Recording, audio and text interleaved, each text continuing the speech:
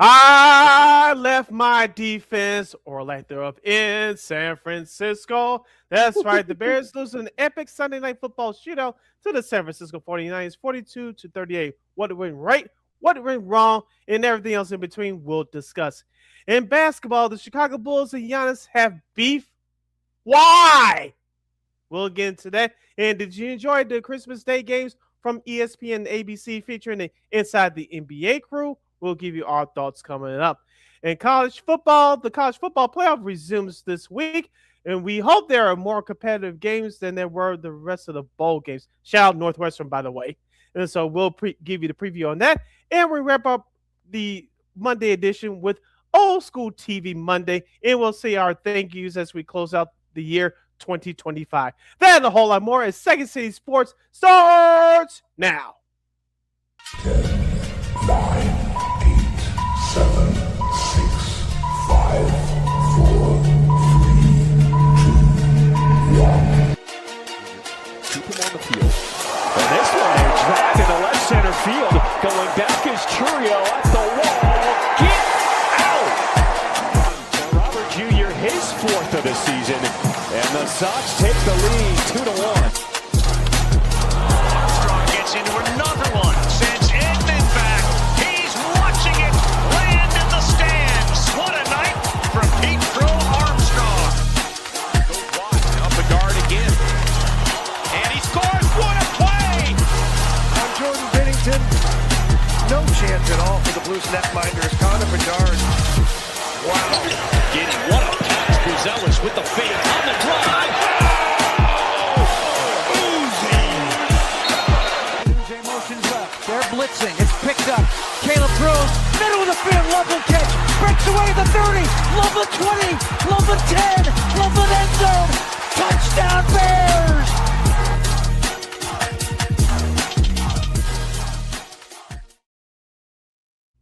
Welcome to the Monday Extravaganza of Second City Sports, our last show for the year 2025. You're locked and loaded, and we're live in living color right here on Sports Zone Chicago, along with Miss LaKeena McGee, which is she. I am Sidney Brown here. You know it's me. You can follow yours truly on the Twitter, X, and the IG at SidKid80. Once again, it's SidKid80. That's SIDKID80. That's SIDKID80. You can follow my kid McGee on the Twitter, executors get an IG. Be sure to download that Sports Zone Chicago app wherever you get your apps. Please follow Sports Zone Chicago on all social media platforms on Facebook, X, Instagram, and YouTube. And thank you very much in advance for your support. Like, share, subscribe, and tell your friends. We're not unapologetically fun, and we have very definite opinions. If you have any definite opinion, do know our 2 hour extravaganza we call a Sports Talk Radio Show. You better hit us up at Sports Zone Chicago's Facebook page or at Sports Zone Chicago on YouTube. Type in those questions and comments in the comment section. LaKeena will get the up on the screen for you. But if you decide to troll and or do something silly, dumb, or stupid, even though it's our last show for the year 2025, I'm still giving LaKeena the permission to give you dumbos to drunk Bill and be a boot. Toodles, toodles. But before we begin, you already know by now. Shout out to our live game. That's LIVE Live Entertainment game. That's checking us out live in living color right now at Sports Zone Chicago's Facebook and YouTube channels at 12:20 p.m. Central Standard Time. But let's not forget, as always, much love to the replay game that's checking us out on the replay also at Sports Zone Chicago's Facebook and YouTube channels. Don't you ever forget our motto, whether it's 2025 or going into the new year. As we talk sports, music, or entertainment, we will always provide. We buy us all the best here. Save the best for last for 2025.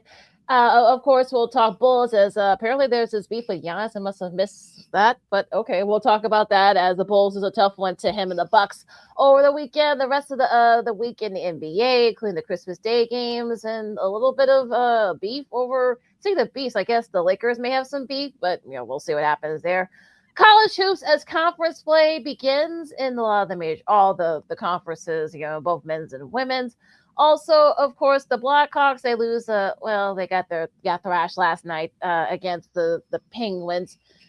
Also, the college football playoff is quarterfinals. Although there were some okay bowl games over the week here that we were off here, but we got a lot to do. Of course, we'll do our year in review. and hopefully, a little bit previous stuff we got coming up for 2026. But first, and of course, we got week 17 in the NFL and the Bears and the 49ers. Well, if you took the over on this game, well, you already had a nice little win to cap off your weekend. The 49ers hang on to beat the Bears 42-38. Well, you thought that the cardiac Bears tried to do it again. Unfortunately, Caleb Williams passed, which was well short, and the defense for the 49ers actually interrupted that play, but we'll talk about that in a bit here. But Wills did have 2 TDs, 330 yards, and wasn't sacked, so that's good. Brock Purdy, on the other hand, 3 TDs, although he did have a TJ Edwards pick 6 earlier, but came back in.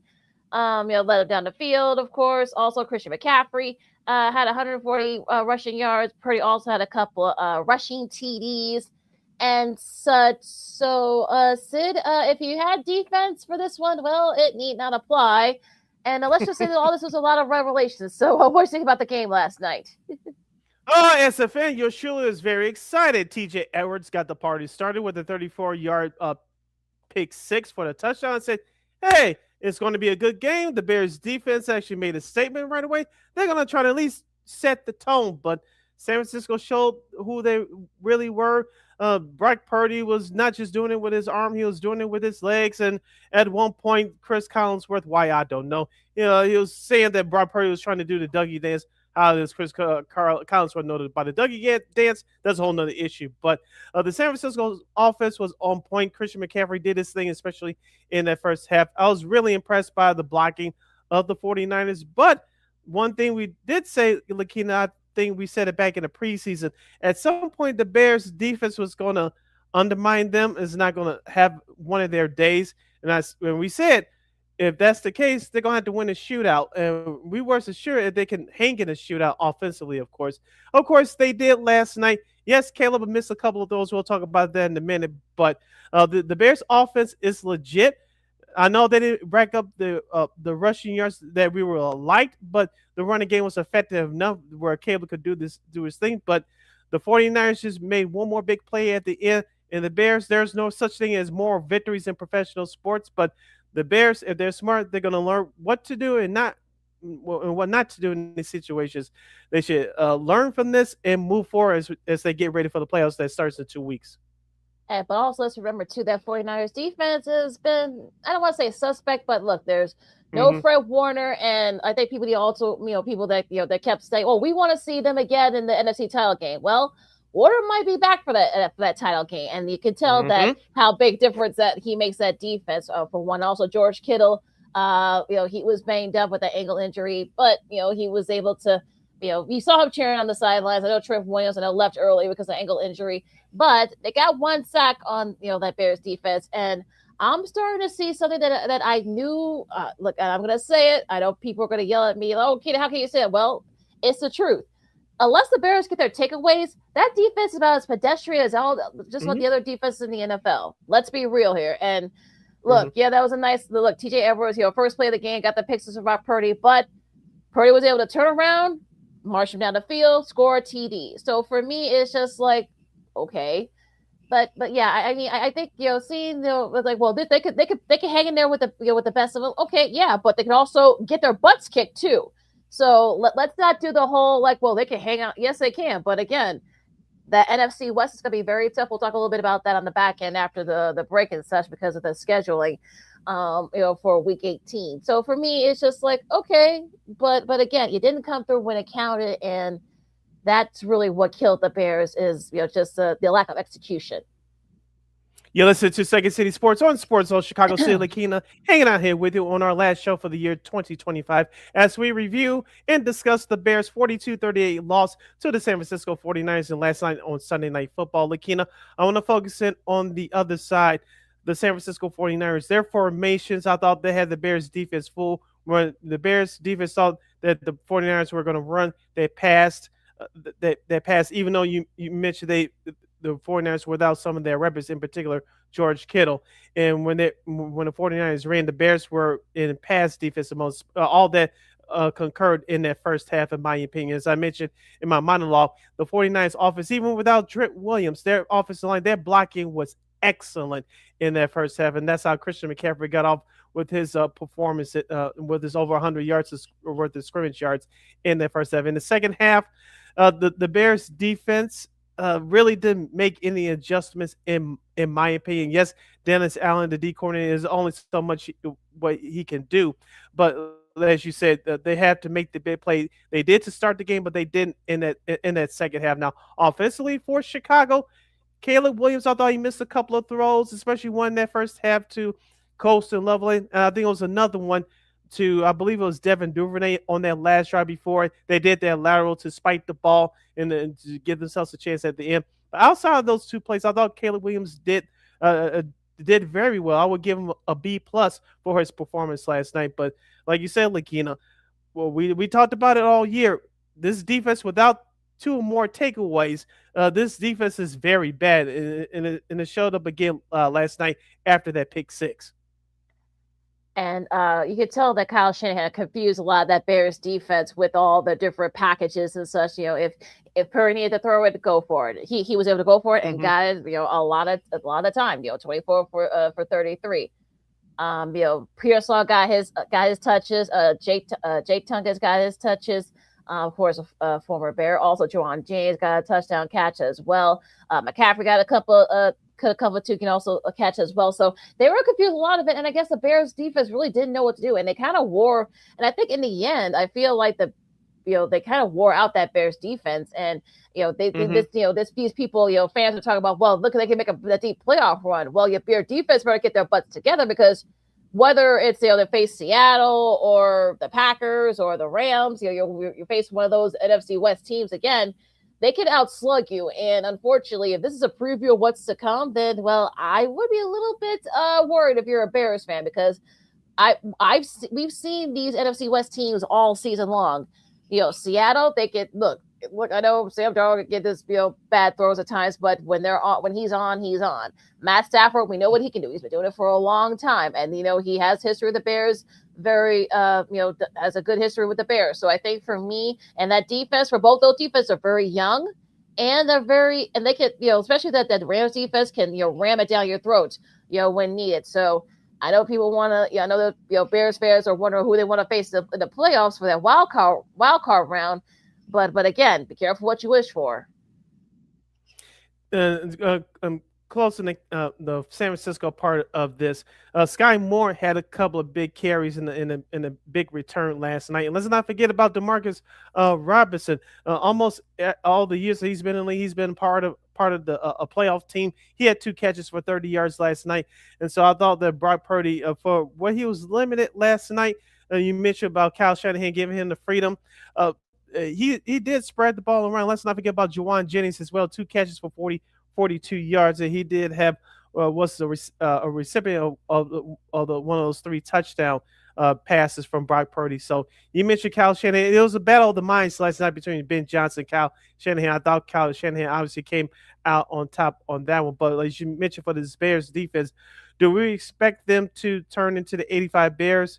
No. Do we want them to as fans? Yes, but like you said, LaKeena, and we've been saying this all year, if the Bears have 1 takeaway or less, I think they have 5 losses. If they have 2 turnovers or more, they've won all their games. So this defense is predicated on turnovers, and they can get them. It seems like when we've been watching them during these winning streaks, that it comes at a dime a dozen, which it does. But if you think that this is a sustained business model to win in the playoffs, you're sadly mistaken. Given that the weather is going to change, we're in the winter season now officially, and at least for the first round, maybe in a divisional round, things go their way. They're here in Chicago. But as we said last week, if a team like the 49ers or the Rams come here, they could use their running back game, run the ball, play great defense like you've been doing all year, and they can beat you as well. So that bear weather nonsense, it sounds good in romantic football sense, but it doesn't guarantee your victory. I have the birth in the third as my hungriest bear. Gotta get that out the way. 138 yards. He did get banged up at the end of that game, but it looks like it's just a bruise, thigh contusion. So it looks like he should be back next week. But yeah, that's just gonna get my hungriest bear. Now we're gonna take a really quick break. Of course, we're gonna still do his hungriest bear, and of course some upsets and some divisional Well, let's just say that there were some things that happened that probably caught a lot of folks off guard, including a couple of results from yesterday's games that kind of threw a lot of people off guard too. That definitely will change the trajectory of the seeding. LaKeena, McGee, Sidney Brown, Second City Sports. On Sports in Chicago War Week 17 breakdown coming up right after this. Hey, it's your boy, the Superback, Sean Sierra, and be sure to follow Sports Zone Chicago on all social media platforms. On Facebook, Instagram, and our Roku channel, you can find us at Sports Zone Chicago. And on Twitter, we are at Sports Zone Shy. Also, be sure to download our mobile app so you can take Sports Zone Chicago with you on the go.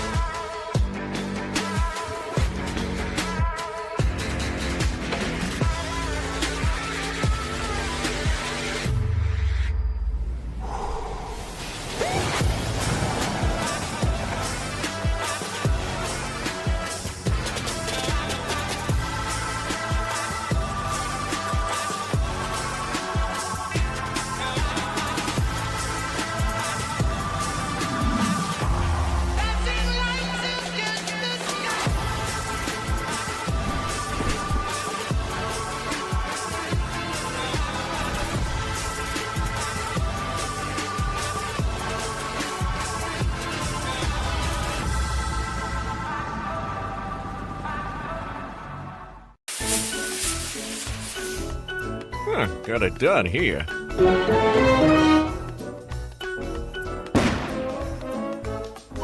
Ouch! And we're gonna make sure you lit this time. Ouch!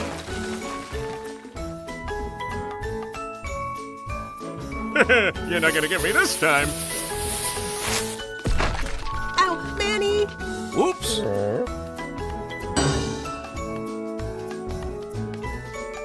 Let's try an easy one.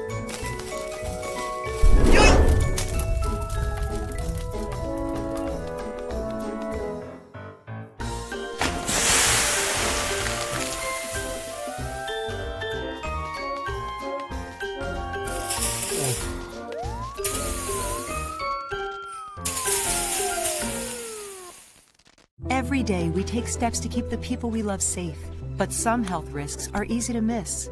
Ticks hiding in the yard can spread germs, like the ones that cause Lyme disease.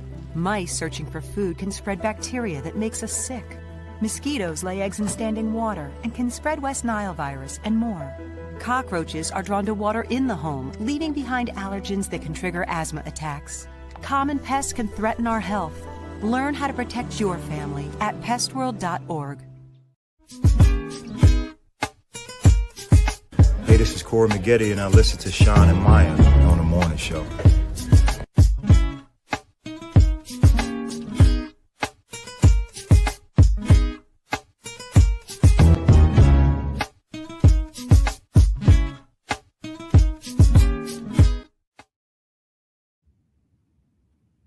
Welcome back to Second City Sports on the Monday Extravaganza Edition, the last show for the year 2025. I'm Sid, that's LaKeena. You can follow yours truly on the Twitter, X, and the IG at SidKid80. Once again, it's SidKid80. That's SIDKID80. That's SIDKID80. You can find LaKeena McGee on the Twitter, executors get an IG. As we continue our Bears post-game show, as we wrap it up here and review the rest of the action from the NFL from yesterday and this past Saturday. If you have any questions or comments regarding last night's Bears loss, all the other NFL action from over the weekend, you can definitely hit us up at Sports Zone Chicago's Facebook page or at Sports Zone Chicago on YouTube. Type in those questions or comments in the comment section. LaKeena will get them up on the screen for you. Real quick, who's your hungriest Bear for this game against the 49ers? My hungriest Bear award will go to rookie tight end Colston Loveland from the University of Michigan. 6 catches, 94 yards in the third quarter touchdown off of a broken play. Caleb Williams recognized Mr. Loveland down the right sideline off an offsides penalty, which was later declined. The Bears would score to keep up with the 49ers. So Colston Loveland, who has looked good these last few weeks, he gets my hungriest Bear. 6 catches, 94 yards, and a touchdown. All right, the rest of the week 17 slate. We won't talk about the Christmas Day games because they weren't very good. We'll But give you the win. We'll give you the winners real quick. Dallas beat the Commanders. The Lions lost to the Vikings, which the Lions are now out of the playoff chase. And the Denver Broncos, as expected. Shout out to our girl Christine, the Queen Manager. Her husband, I'm sure, was very happy as the Broncos beat the Chiefs at Arrowhead. going into Saturday's games, of course, probably start off with, I guess you could say this is probably one of the upsets for this weekend. The Texans beat the Chargers 20-16. CJ Stroud threw for 2 TDs. Woody Marks has 71 rushing yards for the Texans. Jaden Higgins led the team in receiving yards. Now on the flip side for the Chargers, 1 TD, 236 yards for Justin Herbert. Unfortunately, that defense for the for the Texans sacked him 5 times.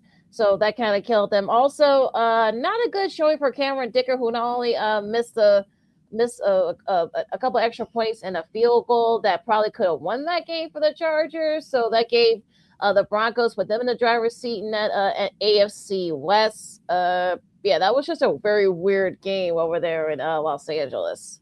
Yeah, congrats to the Broncos winning the AFC West Division title with that Chargers loss. You mentioned it perfectly. The Los Angeles Chargers self-inflicted turnovers and miscues. That's what cost them. On the flip side for the Texans, that's a championship defense. If they could put up 21 points or more, they'll on a consistent basis, they would be very dangerous. That early 14-0 lead held up for the Texans, and that's one of the reasons why they won. They took advantage of the Chargers' miscues and they won. We talked about this the last couple of weeks. Let's see if CJ Stroud returning from his concussion from early in the year. Let's see if he can be consistent like he was a year ago. And if he can do that in the Texas offense to start finding some consistent rhythm, there could be a tough outcome playoff time. Going to be very interesting to see what happens there. Now, the other game in that Saturday game, the reason why the Bears would actually end up winning NFC North was because the Ravens, they needed this win to keep pace, and that's exactly what they did. 41-24 over Green Bay. Scoop Huntley, 107 yards and a TD pass, but it was a Derrick Henry show, 216 yards and 4 TDs. On the flip side, Malik Willis, he got banged up halfway through, so 288 yards and a TD. He also led the way in rushing. Josh Jacobs wasn't really that much of a factor there. Christian Watson had one of those TD catches from Willis. Now, of course, we all picked the Packers, and of course, it took them like almost a month, but Baltimore realized, hey, yeah, they actually have Derrick Henry on the team, so they actually used him on Saturday. Yeah, I watched the majority of this game via this computer screen. Excuse me. Unlike last week where the Ravens forgot about Derrick Henry in that fourth quarter and then lost against the New England Patriots back at home, they actually used him, like you said, from the first quarter through the last quarter. See, this is what happens when you miss in Lamar Jackson. You depend on your running game, but a future Hall of Fame, like you said, you received 36 carries, 260 yards, and 4 touchdowns. The difference was, unlike last week in their loss against New England, the Ravens put their foot on the gas and never let up until the clock said 000. And on the flip side for the Packers, they better hope that Malik Willis and or Jordan Love comes back in time for the playoffs, because if they don't, this year could end very ugly for them. And don't be surprised if they'll use next Sunday's regular season finale against the Vikings as a bye week for that. So injuries continue to pile up for the Packers, and we'll see if they can use this last game as a bye week to get healthy for the playoffs, because with that loss, with these last 2 losses, they have not looked good, and things are going downhill real fast. Going into speaking of Baltimore, now they still have a shot at winning the AFC North because, Pittsburgh wet the bed, if you will, against Cleveland, 13-6. Short Sanders had a TD pass. On the flip side, Aaron Rodgers, not his best showing. Only 168 passing yards. Jalen Warren rushed for 64 rushing yards and such. Rodgers did get sacked twice, and I saw this game via this computer screen, and Myles Garrett actually made a comment after the game saying that, well, it looks like the I guess the Pittsburgh kind of like, I guess they were concentrating on him to keep him from getting the record, the single season sack record. So I guess they didn't concentrate. They were more concentrating on that than actually winning the game. Well, he might have been onto something there, as it will be Ravens and Steelers for the AFC North. Tyler, that's going to be the next Sunday. That's going to be the last Sunday night game of the regular season. But yeah, the Browns pulled out the big upset there. Yeah, where was the running game for the Steelers? I know Jalen Warren had 64 yards off of total carries, but still, where was their running game? Where was Kenneth Blackwell? And and that defense for the Steelers, I know they tried their best, but I know they said without T.J. Watt, but it didn't show up either. And back to the Steelers offense, DK Metcalf's absence was very noticeable yesterday. So you mentioned the Steelers sleepwalking through that game. If they walked in there and thought they were just going to take care of the Browns going through the motions, they got a major awakening yesterday. All right, we'll talk a little bit about that game coming up on Sunday in a little bit here. But taking the AFC, this time the AFC East, the Patriots take care of business against the Jets 42-10. 5 TDs for Drake May, 256 yards. Brady Cook, 152 yards and an interception. There, Brees Hall, 111 yards and a TD in a losing effort there. Trayvon Henderson, 82 rushing yards as well. Diggs had one of those TD catches from May. So yeah, the Patriots did their thing and took care of business and did what they're supposed to do. Unlike Pittsburgh. You just stole the words right out of my mouth. When you're a good team and your opponent across from you is much worse than you, you put the hammer on the nail. And that's what the Patriots did yesterday. Outscoring the New York Jets by 14 points in the first quarter, 21-3 run in the second quarter, dominating totally in that first half, 35-3. And that's what happened. Drake May, I think, is back on track to be in the conversation for MVP. 5 touchdown passes yesterday. Brees Hall was the man of the hour for the New York Jets, 111 yards in a touchdown run. But the Jets are just looking forward to the end of the season. The Patriots are a perfect 8-0 away from Gillette Stadium. No one's talking about that. I know they're going to have at least home field advantage, at least through wild card weekend if they don't get the number 1 seed. But as I said before the start of the season, LaKeena, I'm not going to sit here and say that I thought the Patriots were going to be 13-3. No, but I said, just like I said about Chicago, you're not going to see them peak right away. You're going to see improvements by the end of the year. The Patriots, after losing to Buffalo a couple of weeks ago, they got right back on track. They turned it around, and now they still could be one of the dangerous teams coming out of the AFC. Excuse me. Staying in the AFC, going down to Nashville. This actually ended up being a pretty entertaining game, oddly enough. The Saints came back and beat the Titans 34-26. Tyler Show had 2 TD passes, 332 yards.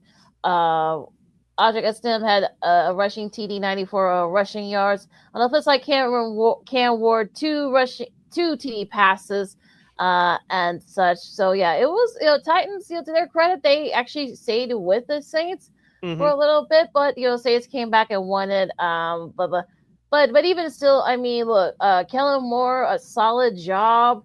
I don't know what Tyler Show is going to be like the end all be all for the Saints, but again, they're kind of things looking up for them as they head into the off season. Yeah, I know back in the day we used to say with those teams that ended the year on a high, on a winning streak, they will come back the next year and be competitive. Some teams like the 96-97 Tampa Bay Buccaneers under Tony Dungy after his first year. Then next year they changed their uniforms and they went to the playoffs. The same thing could happen to the Saints, but we'll see what they do in the offseason. But as far as yesterday is concerned, you mentioned Tyler Show really woke up in that second half.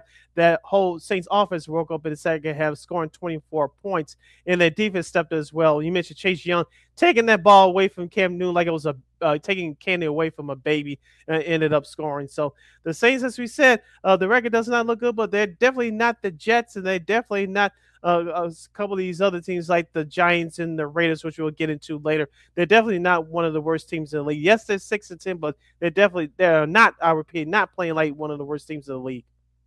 All right, going into Indy now. This actually ended up would have been a good game about a month ago, but unfortunately the Jags hang on to beat the Colts. Of course, this game was also on here in Chicago. 263 yards for Trevor Lawrence, 2 rushing TDs for him. Phillip Rivers, this is probably the last you'll see of him.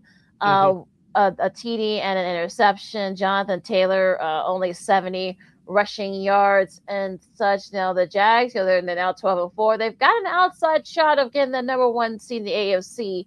I don't think anybody had that early in the year, but unfortunately for the Colts, you thought that maybe they would, be right there, but unfortunately, Daniel Jones getting hurt, that really kind of that was kind of all she wrote when that happened. Yeah, I mentioned the last few weeks that Jaguars defense is very underrated, but it's very good. You saw what they did at Denver a couple weeks ago. You saw what they did yesterday, holding Indianapolis to 17 points at home. And Parker Washington, shout out to him. 8 catches for 115 yards for Jacksonville. Definitely an unsung hero for that Jaguars passing game all year. I know they picked up Jacoby Myers from the Raiders at the trade deadline. He's been doing his thing as well. So it's all 3 phases of the game for the Jaguars. Give Liam Cohen the first-year head coach credit as well. Yeah, he's actually the only first-year head coach in NFL history to win 12-plus games that are taking over a team that had won 4 or fewer games prior, the prior season. So that might give him the edge over guys like Ben Johnson and Kyle Shanahan for Coach of the Year. We'll see. Now, I don't think anybody should be surprised, but I guess they some kind of are. 20-17, the Dolphins beat the Bucks. Quinn Ewers, 2 TD passes, 172 yards.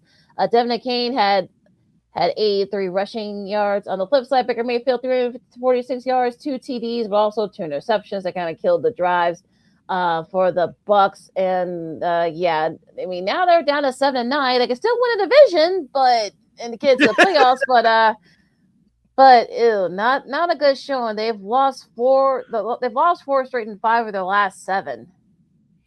If the Buccaneers do not win next Saturday, I should say, we'll get to the schedule in just a moment for next week's games. But if the Buccaneers don't win next Saturday at home, I think you could say goodbye to Todd Bowles with a pink slip and link card, because they were in control of this division throughout most of the year. I know they had injuries just like everybody else, but what happened to their running game? I watched some of this game live via this computer screen. I didn't see much of consistency in the running game. And Baker Mayfield, that the left shoulder is still bothering him, even though he's still continuing to gut it out. But remember, he was playing at MVP level in the first half of the year. Ever since that injury against the Rams about a month ago, he's digressed.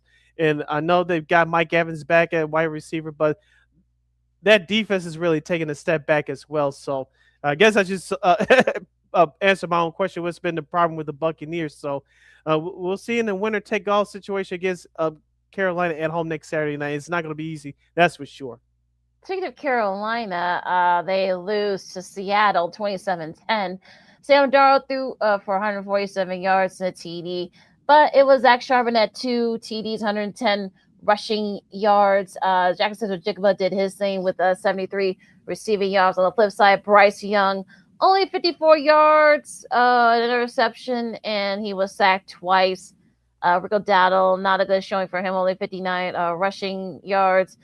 Not a good showing from that offense. The Seattle, to their credit, now again, this is not the Legion of Boom from back in the day. I know Julian Love had an interception as well that kind of killed whatever chances that the Panthers have winning that game. But again, not pretty. But if you're Seattle, I think you'll take this as you go to San Francisco, Santa Clara, facing the 49ers on Saturday. And you're still we'll get to the schedule in a little bit here, but a nice showing for the Seahawks yesterday against the Panthers. Yeah, it was a battle of field position and a battle of defenses in that first half, but in that second half, as you mentioned, the Seahawks offense woke up, outscoring Carolina 24-7 in that second half. They made the big plays when they had to, and now Carolina is involved in the one-game showdown for the division at Tampa Bay next Saturday afternoon.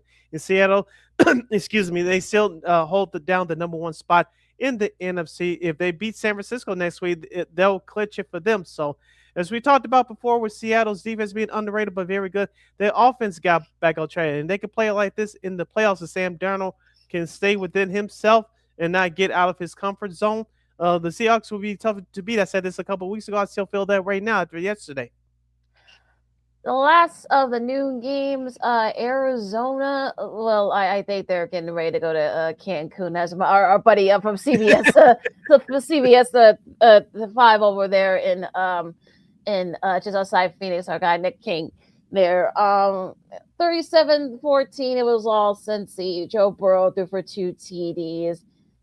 Chase Brown 101 yards and 2 rushing TDs for him. Jamar Chase caught both those TDs. On the other side, Brissett, Jacoby Brissett, 212 yards and 2 TDs. Michael Wilson led the way for the Cardinals in receiving yards. But Cincinnati, you wonder what would have happened had Joe Burrow not gotten hurt. Mm-hmm. Had they beaten the Bears, hung on and beaten the Bears. Who knows? But yeah, Cincy, 6-10. Arizona just trying to get ready to go to Cancun, I guess. Yeah, the only thing I'll say about this game is I know people talk about Marvin Harrison Jr., their second-year wide receiver, their draft pick out of Ohio State, but Michael Wilson's a nice wide receiver. He's a good number 2. It can't be your number 1, maybe, but he's a nice complement number 2. He's really come on for the Arizona Cardinals in the second half of the year. I wouldn't be surprised if they start cleaning house. I know Nick and I were talking about it a little yesterday, and I told him I wouldn't be surprised if they decide to clean house over there because you got rid of Cliff King, you got rid of Cliff Kingsbury, and well, it hasn't worked out. Shane, but it's just unfortunate that the Arizona, especially Murray's hurt, Kyler Murray, he's hurt, and then all the other stuff. Yeah, I wouldn't be surprised if they start cleaning house over there in Arizona, but we'll see. Yeah, I think the question is, are you going to find a trade partner for Kyler Murray? If so, I think you could go along with the process. If you cannot, you stuck with him for at least another year. That contract is humongous. Who's going to take on that huge cap space? I'm just saying. Absolutely brutal. This is Second City Sports on Sports Chicago. Another brutal about us. You listen to Second City Sports on Sports Chicago. LaKeena, McGee, Sidney Brown with you as we recap Week 17 in the NFL. Now to the late games. Well, we'll just get this one out the way. It was all Giants. They beat the Raiders 34-10. Dart, threw for 202 yards. He also rushed for 2 TDs. ShaneSmith had 2 interceptions, 176 yards, and yeah, that's basically all I gotta say about this one, the toilet bowl here. But let's get to the actual game of the week up there in Buffalo. As the Eagles, they had to hang on. They didn't score any points in the second half, but their defense did just enough to hang on to beat the Bills 13-12. Jalen Hurts threw for a TD. Saquon Barkley, 68 rushing yards. On the flip side, Josh Allen, 262 yards. And such, and and it's because of that. Well, Brandon Cooks 101 receiving yards, of course, but really the thing here is that because of the Bills losing to the Eagles, that clinched the AFC East for the Patriots. The first time they've won that division since Tom Brady's last year over there back in 2019. So their first time winning that AFC East, and now the Bills, they go all the way down to, they'll probably end up being either a 6th seed probably because of that. They had their shot perhaps maybe winning it, going for the 2-point conversion.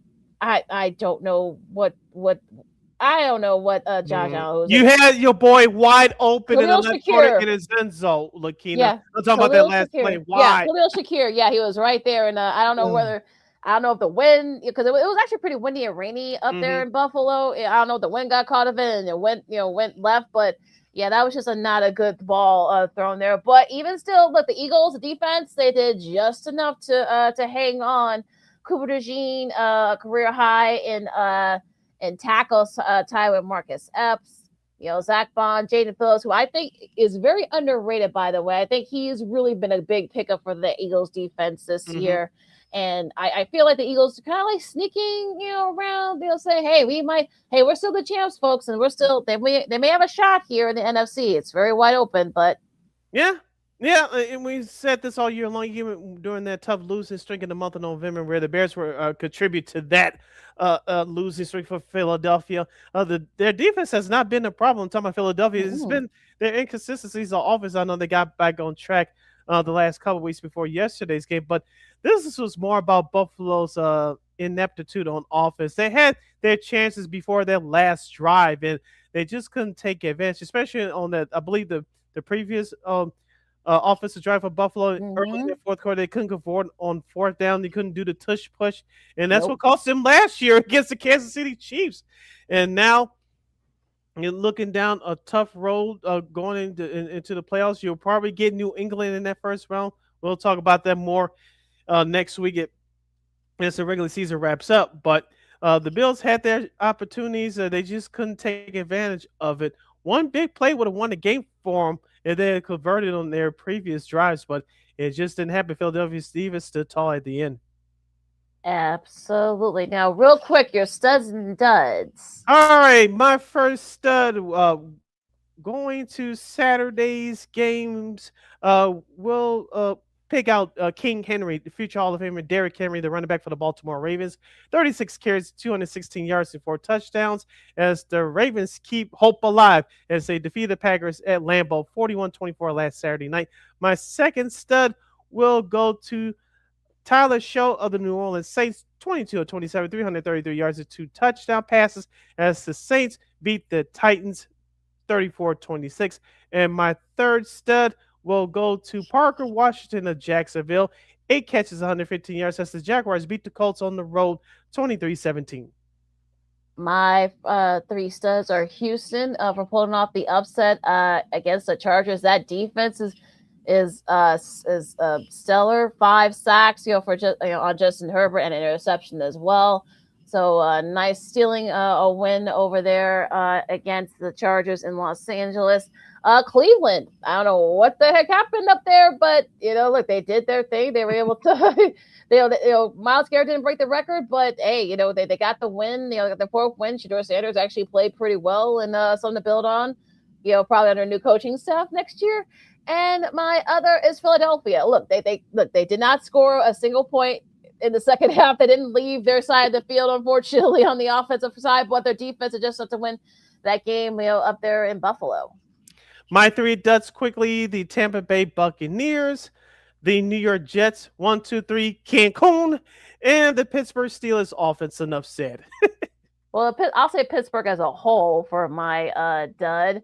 Let's see, Arizona, Cancun, same thing. I mean, I think they're kind of like, they've been in that mindset, unfortunately, for like the last 3 weeks.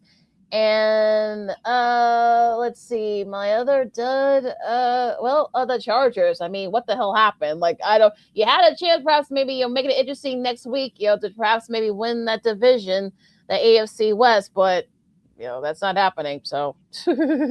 One last game to close out Week 17 in the National Football League will take place tonight in Atlanta as the Dirty Birds, aka the Atlanta Falcons, at 6-9. They will host the 11-4 Los Angeles Rams. You can see that game exclusively on ESPN at 7:15 p.m. Central Standard Time. The Rams are favored by 7.5.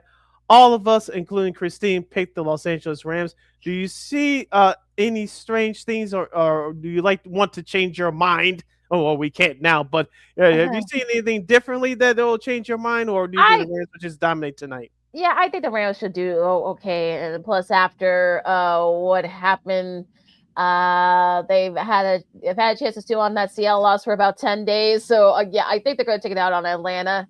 I expect Matt Stafford to have his best game, and I think that defense is really going to smother Kirk Cousins. So.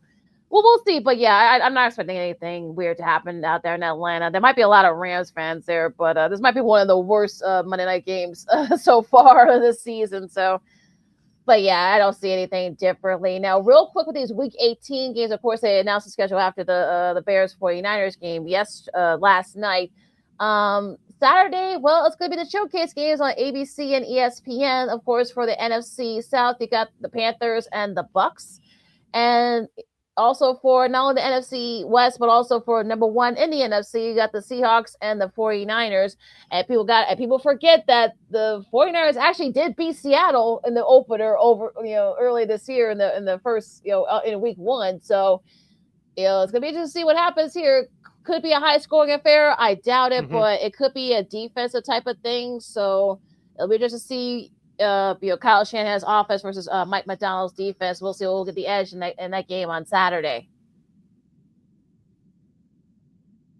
Yep, and going into Sunday's games, we won't go through all the games, but the important ones. The early games on Sunday, we'll have the Packers and the Vikings. That's at high noon on CBS.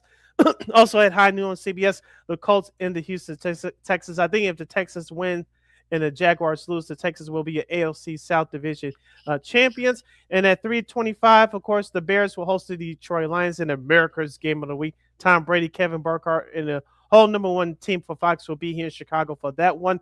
Other games in the late window at 3:25 on CBS, Chargers and the Broncos. We'll see if the Chargers may use this as a bye week or Denver may use this as a bye week. We'll see. At the same time, we'll have the Bills hosting the Jets. The Chiefs and the Raiders, who thought this game would be buried underneath LaKeena on the schedule when the season started. Since everybody's hurt and the Raiders stinking, no one's going to watch that one. The Rams and the Cardinals on Fox at 3:25. And, of course, the Dolphins and Patriots at 3:25 on Fox. And, of course, next Sunday night, as you mentioned, for the last regular season game on Sunday Night Football on NBC is the Steelers and the Ravens. Winner take all for the AFC North. That should be very interesting. And like I said, will Lamar Jackson play that game? And will they actually use Derrick Henry? And also that defense. Gonna be interesting to see what happens with that. But yeah, we kind of figured, especially once the Browns beat the Steelers, you kind of figured, okay, yeah, that's gonna end up being the game. And sure enough, that's what's happening here. So got a good one to finish up the regular season.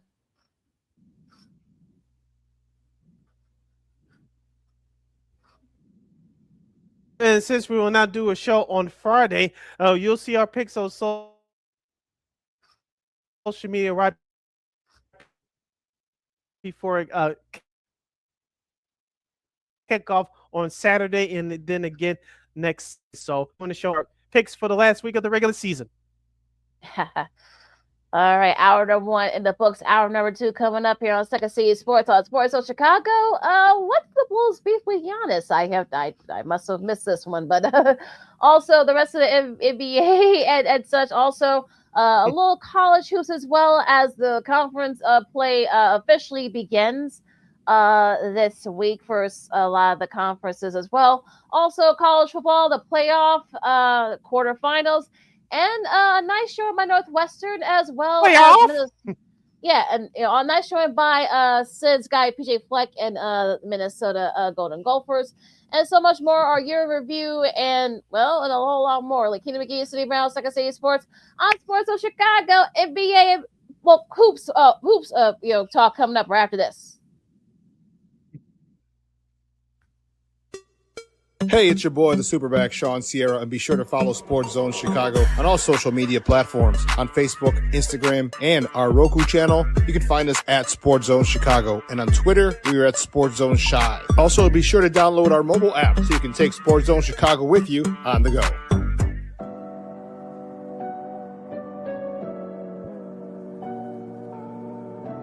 How do you take care of your mind health?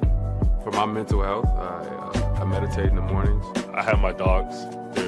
They're the best. I just find ways that help me just relax. Finding things that make me happy, like being close to my family. I meditate a lot and read books. I have hobbies outside of the game. I'm able to switch off. I'm able to turn my brain off from the game of basketball. Your mind health matters. Your mind health matters.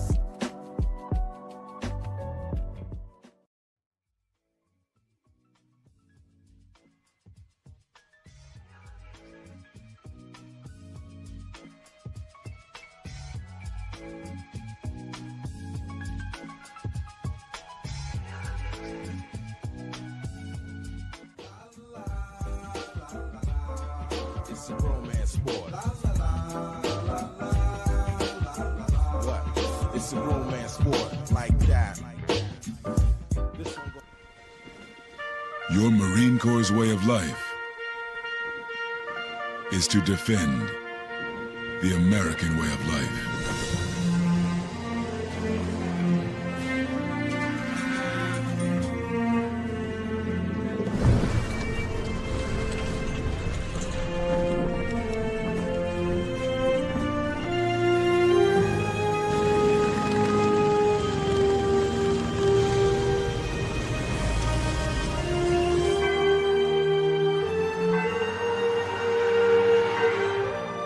every day. No matter where we serve, we take a stand for our nation, for each other, for us all. The few, the proud, the Marines.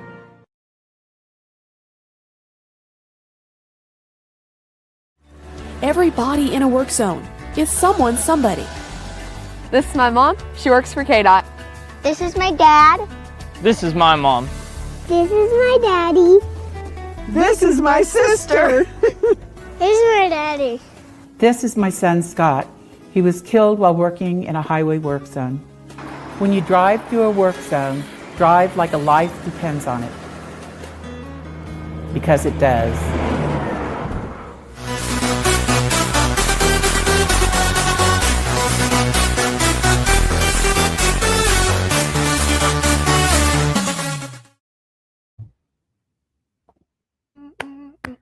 Welcome back to hour number 2 of Second City Sports of the Monday Extravaganza, our last show for the year 2025. You're locked and loaded, and we're live in living color right here in Sports Zone Chicago. I'm Sid, that's LaKeena. You can follow yours truly on the Twitter, X, and the IG at SidKid80.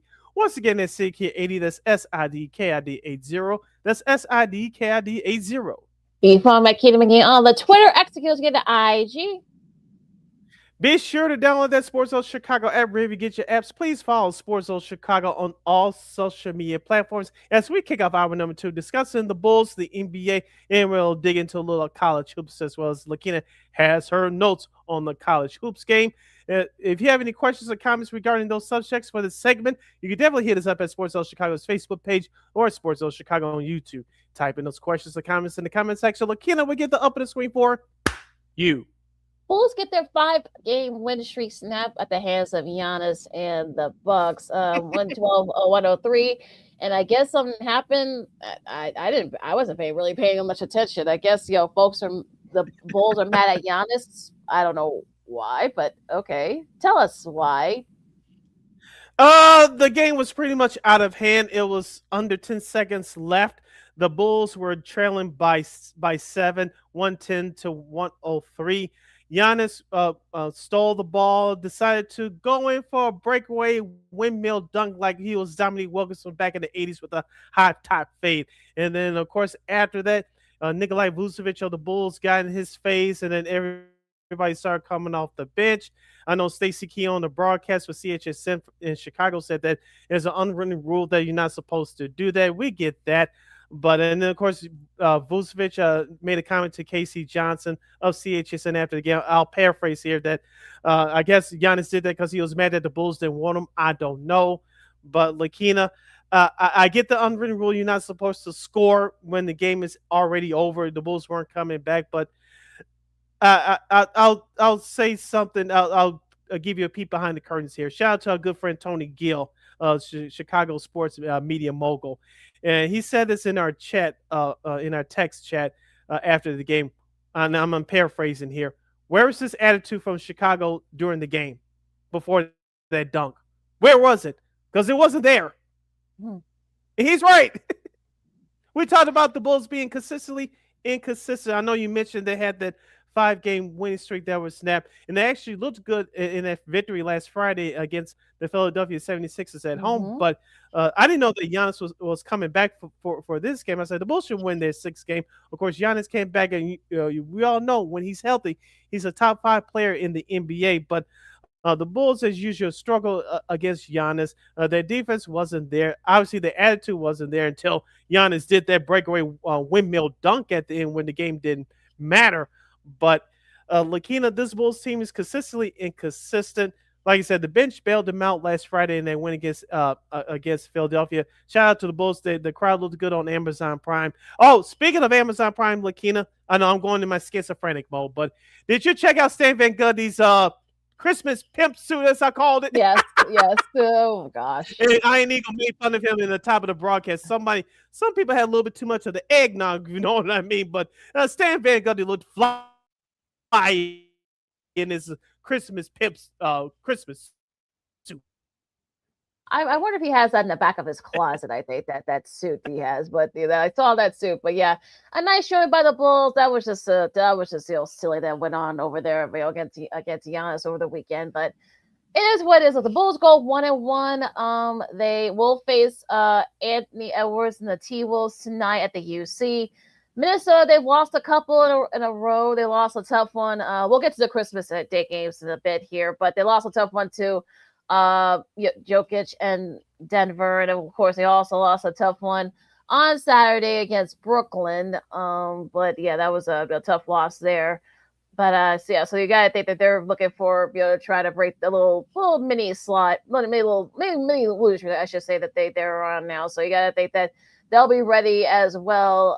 This is gonna be one of the few times they'll be playing each other this year. So you gotta think that they're gonna, Minnesota's gonna want to, snap that 2-game losing streak there. But it's just kind of silly, that whole thing. But whatever. But just a little silliness about that happened. A lot of foolishness. So whatever. But going into last night's games, if you will, the Lakers, after getting blown up by Houston on Christmas Day, they did come back and beat Sacramento, 34 points for Luka.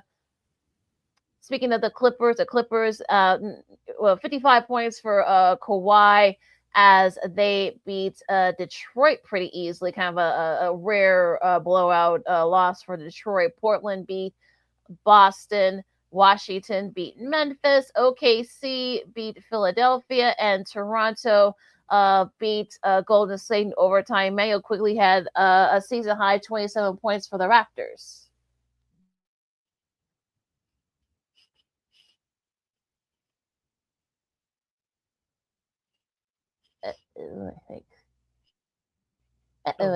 Yeah, sorry that both of us were frozen.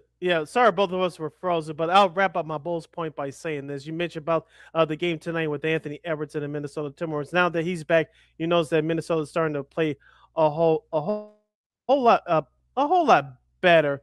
And we'll see what happens tonight at the UC. That's at 7:00. Minnesota's favored by 6.5. But the Bulls have been. This is the healthiest as this team has looked all year, and it was a major step back against Milwaukee last Saturday. Hopefully, they can get that foolishness out of their heads, get it out of their system. They're going to play one of the top teams in the rest of the conference, as we've been saying for the last few weeks on this show, in the Timberwolves. So the Bulls got to bring it tonight. They got to bring it both offensively and defensively. The bench needs to get back on track, contributing like they did early in the year. We'll see what happens tonight. Now, you mentioned about the Lakers. A big win for them last night over the Sacramento Kings because, as you mentioned, they got dominated by Kevin Durant and the Houston Rockets on Christmas Day at home. This was huge for the Lakers to get back on track. I know their head coach JJ Redick has not been happy with their efforts on the defensive end, and rightfully so. If you saw any of that game on Christmas Day, you would agree with him. But last night against a piss poor Sacramento team, this is a type of team that this team needed to get back on track. Definitely, and we'll see what happens. Like I said, the Clippers beat Detroit in a rare blowout loss for Detroit, 55 for Kawhi, season high for him. And that one, Portland beat Boston. Washington beat Memphis. OKC, we'll talk about the San Antonio game in a bit here. They beat, they beat Philadelphia. Chet Holmgren had 29 points, a season high for him. And Toronto needed overtime, but they beat Golden State. So if you took the over on this one, you had a nice little start, little finish to your weekend. 141-127, the Raptors over the Warriors in overtime. Yeah, and Toronto, as we talked about, they've been struggling over the last few weeks. They needed this win from yesterday to get back on track. Quickly, LaKeena, just a quick review of the Christmas Day games. The Knicks beat the Cavaliers in comeback fashion by 2 points. The Spurs, as you mentioned, beat the Thunder by 15 on the road.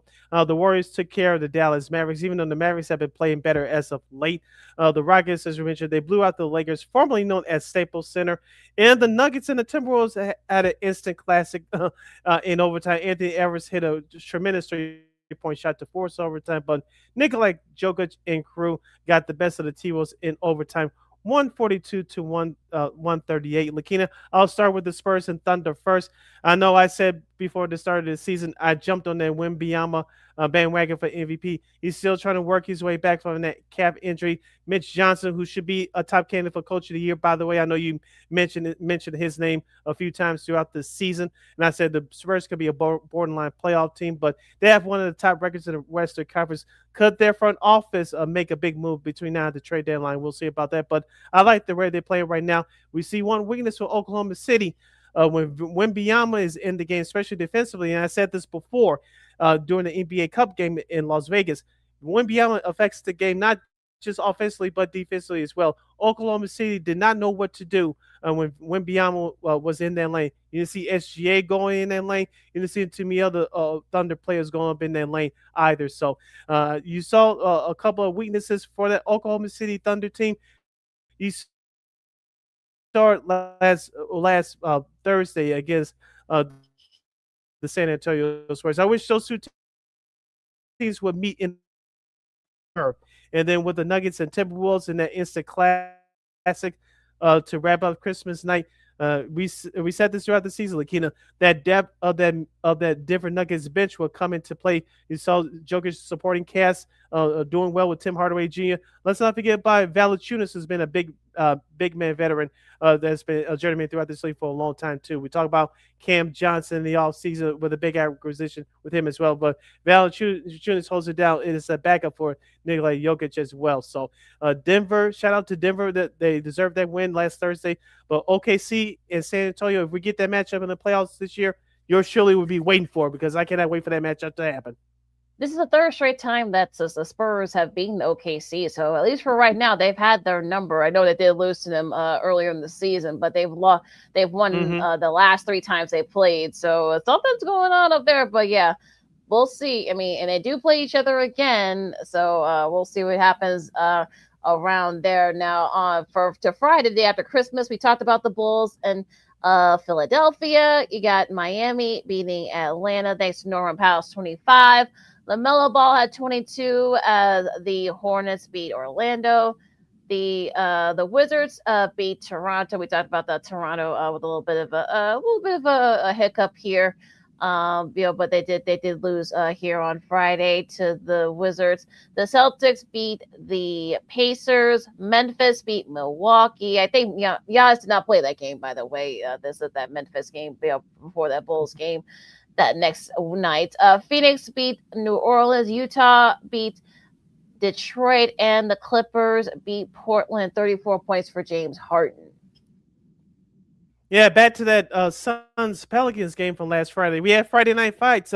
Matt Peck from CHGO, his guy, Jose Alvarado. I'm sure he enjoyed this. Him and Mark Williams, the big guy from the Pelicans, got into a fight, and punches were thrown. And a result of that, Jose Alvarado got a fine and a 2-game suspension. Mark Williams from from New Orleans only had received 1-game suspension and a fine as well. So as we talked about for the last several years, the NBA is cracking down on fighting. Well, those two goofies decided to connect and throw hands. Well, you throw hands, you'll be gone for a couple games. It's sort of a rarity, but when it happens, it is spectacular. That was a pretty funny fight there. So that was a pretty interesting fight to happen on Friday. Now Saturday, Sacramento beat Dallas. Russell Westbrook had a season high 21 points. Orlando edged out Denver thanks to Anthony Black's career high 38.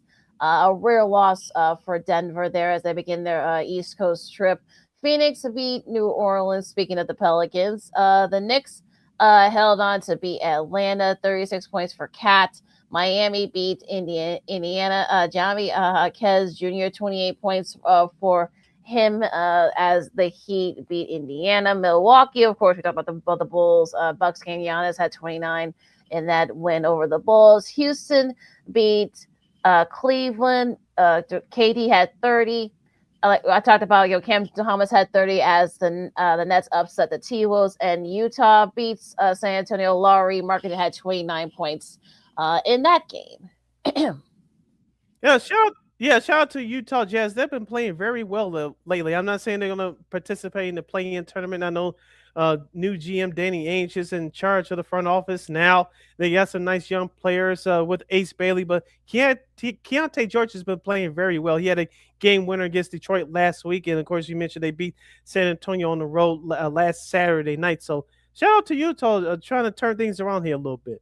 I know they can't play defense. That's been the Achilles heel all year, but they can score with the best of them. Yeah, they can hang there. I think they're right there near the top. So yeah, I think they average like 113 points a game or something like that. So they could definitely score with the best of them. But yeah, that defense, well, that's probably why they'll probably won't make the playoffs, unfortunately. Now going into this week's games, a busy week as we get into the start of 2026. Of course, tonight, you've got Milwaukee and Charlotte at 6. This is a full slate of games, mind you. The Suns continue their East Coast trip against the Wizards. Golden State continues their East Coast trip as well. They face Brooklyn. Denver continues their East Coast trip. There's a theme here, folks. They face Miami. Orlando meets Toronto. We talked about the T-Wolves and the Bulls. It's going to be one of their first few times they'll be playing each other this year. I think this is their only, trip to the UC. I'm talking about the T-Wolves. Indiana and Houston, the Knicks and the Pelicans, Atlanta, OKC. That could be a sneaky good game. And a special Monday doubleheader. You got Cleveland and San Antonio on NBC and also streaming on Peacock at 7. And the nightcap, you got Dallas and Portland. That's just a sneaky, intriguing game. Also, that's going to be on NBC and it's also streaming on Peacock. Yeah, that first game of that NBA on NBC doubleheader, the rematch of the 2007 NBA Finals. Well, the Cavaliers finally get their lip back. And speaking of the Cavaliers, even though they blew that 17-point lead that last Thursday at MSG, I know they got Evan Mobley back. I know he missed the previous five games due to various injuries, but having him back in that lineup should make wonders for that Cleveland team because we talked about it on our last show last week that when the Bulls beat them, Evan beat them twice. Evan Mobley was not there for both those games. So having Evan Mobley back for the Cavaliers makes huge wonders for that Cavaliers team. Definitely. They definitely need him, but they want to get back on track. They're kind of right there in the near the playing part of the Eastern Conference. Tuesday, of course, the NBA, of course, NBC, another doubleheader here. You got Philadelphia and Memphis. That's at 7 o'clock for that one. NBA Coast to Coast, Boston and Utah. The second game, the NBA Coast to Coast, a tricky one. A rematch of pick your final, either 88 or 89 NBA Finals. You got Detroit. Or even I was going to say 04, yeah, if you want to go a little more this century. You got the Pistons and the Lakers. Also, both these games are also going to be streaming on Peacock.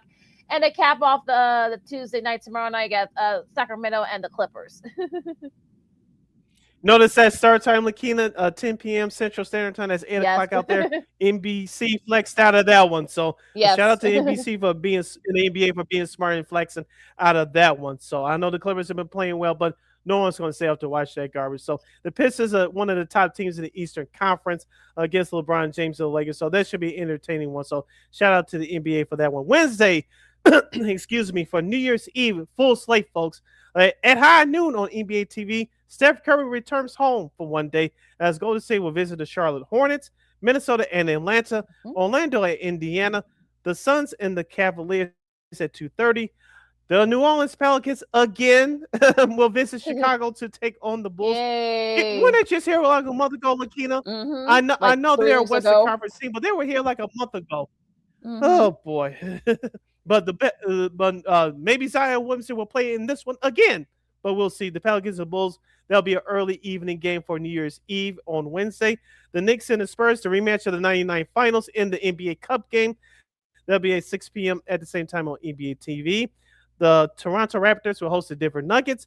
Washington will visit Milwaukee. And Portland will visit Oklahoma City Thunder. That's your schedule for New Year's Eve on Wednesday.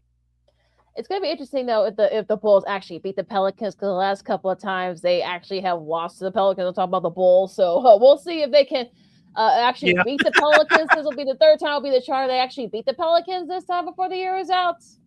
We'll see. Yeah, third time could be a charm, but we'll see. We'll see. Go ahead, dude. Go ahead. Yeah, Yeah, we'll do New Year's Day. We'll do New Year's Day. New Year's Day, a light schedule. The Brooklyn Nets will host the Houston Rockets. The Detroit Pistons will host the Miami Heat. Your lone NBA TV game of the night for Thursday will have the Philadelphia 76ers visiting Dallas to take on the Mavericks. The Celtics will start the West Coast road show. They'll take on the Sacramento Kings. And the Clippers will stay home. They'll host the Utah Jazz. And coming up for this upcoming weekend, the Bulls will have another home game on Saturday. They'll host the Charlotte Hornets. So the Bulls have a stack of home games for this upcoming week for the holidays. So let's see if they can take advantage of those. Yeah, they face Orlando on Friday.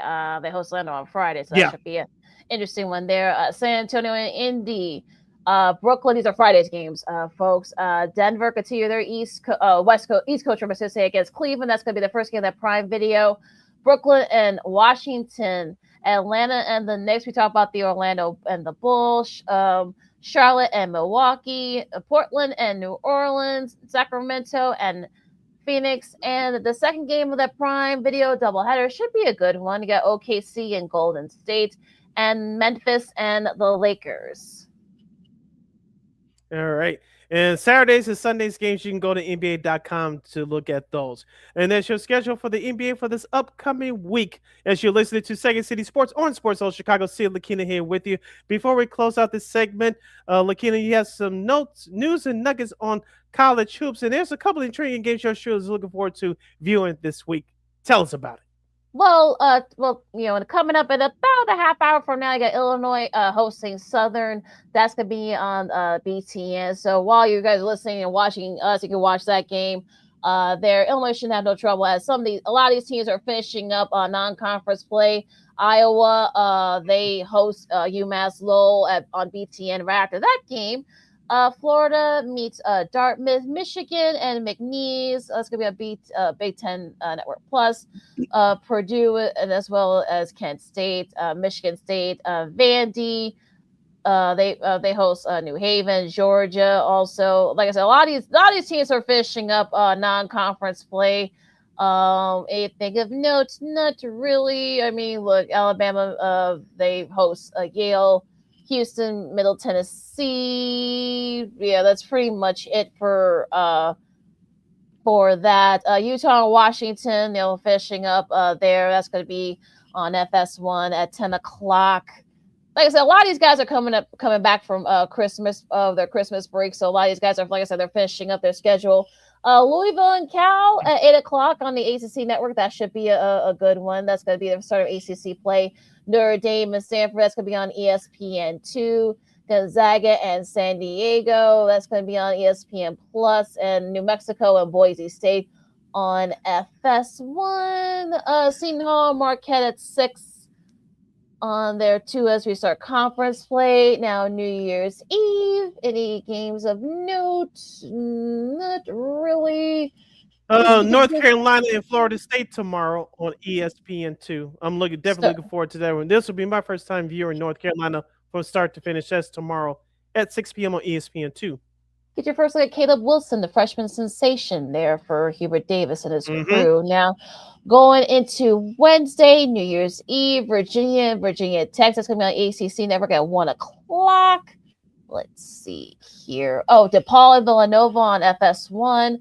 At 5, St. John's and Georgetown. Always interesting when those two teams play each other. That's going to be at 7:05 on FS1 on Wednesday. New Year's Day. Anything really of note? Not really. All right. Let's see. Friday. I'm doing this on the fly. Well, one game. Okay, one game locally for Thursday. Yeah. One game locally for New Year's Day. ESPN Plus 2 o'clock Thursday. 10-3 Illinois State will host 4-9 Evansville. So let's see if Illinois State can keep it going. Missouri Valley Conference opener for both of them. Friday, a good one here. You got USC and Michigan, number 2 Michigan. That's gonna be at 6 o'clock on Peacock. And if you got NBC Sports Network, it'll also be on there as well. So that should be a fun one out there in Ann Arbor, Oregon, and Maryland. That's at 6:30 also. That'll be on Peacock. It'll probably be in one of those regional type things. and such. You got Louisville and Stanford on ACC Network, Ohio State and Rutgers, 7 o'clock on Peacock. Iowa State, they host West Virginia. That should be a good one at 8. A good one here on Peacock for the 8 o'clock. Also on NBC Sports Network on the Big Ten. You got Michigan State and Nebraska over there in Lincoln at 8 o'clock. That should be a good one. Also, Notre Dame and Cal. That's at 10 o'clock on ESPN2 for Friday. Okay, just a couple of games to note for Saturday locally. Fighting the Illini will travel to Penn State to take on the Nittany Lions. That's at 6 p.m. on Big Ten Network. This is for Saturday. A couple of games to note. On NBCSN and Peacock, before then, Arizona will visit Utah. UCLA, Iowa at 5 o'clock on Peacock. These are games for Saturday. But the one game I'm looking forward to, actually a couple of games I'm looking forward to for Saturday. 2 p.m. on ESPN2, Arkansas and Tennessee. Go Vols, you know why. But the early game, this should be interesting. Alabama versus Kentucky. Kentucky 9-4, Alabama 9-3. And that's going to be on ESPN Saturday morning at 11 a.m. That should be a good one there. Oklahoma State and Texas Tech on ESPN2 for Saturday at noon. Auburn and Georgia. That should be a good one on SEC Network. Vanderbilt and South Carolina on ESPNU at 1. Houston and Cincy. That's going to be on the Big Fox Network. BYU and Clubber Tang. That's what they call it. They call them out there at Kansas State. That should be a good one at 12:30 on CBS. Loyola, they're showing a little bit, they're proving a little bit as they begin conference play in the A-10. They host daily. That's going to be on CBS Sports Network. Baylor and TCU. That's going to be on TNT. DePaul hosts Richard Pitino's Xavier Musketeers on FS1 at 1. And North Carolina SMU, that's going to be on the CW Network, WGN TV Channel 9 for those who scored at home here in Chicago. And Arizona, Utah is going to be on NBC Sports Network, also on Peacock as well. And I think that's about it. Arizona State hosting Colorado. That's going to be on ESPN2. And Minnesota Northwestern on BTN at 4 o'clock on Saturday. So a nice little loaded schedule of games coming up as schools start conference play officially. Yeah, and this is real. The pretenders and the contenders will start to form. All right, we have to take our 2-2 timeout as you listen to Second City Sports on Sports Zone Chicago. This is our last show for 2025, and this will be our last break. When we return, we'll preview the next round of the college football playoff. There's great matchups on paper. Hopefully, the intensity in the outcomes will match what's been hyped on the board. We'll get into our year in review in sports and a lot of other shenanigans as well as we close out the year 2020-25. I'm Sid. That's LaKeena. You're listening to Sports Zone Chicago. Hey, it's your boy, the Superback, Sean Sierra, and be sure to follow Sports Zone Chicago on all social media platforms on Facebook, Instagram, and our Roku channel. You can find us at Sports Zone Chicago, and on Twitter, we are at Sports Zone Shy. Also, be sure to download our mobile app so you can take Sports Zone Chicago with you on the go.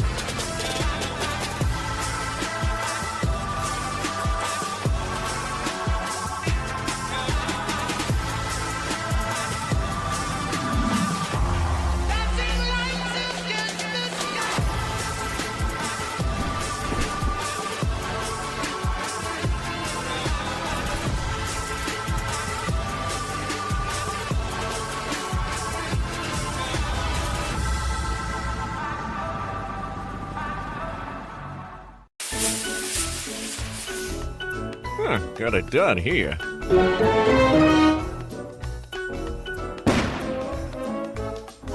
Ouch! And we're gonna make sure you lit this time. Coach!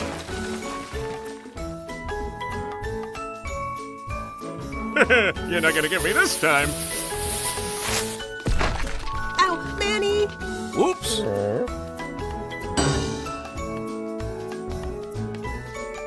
Let's try an easy one.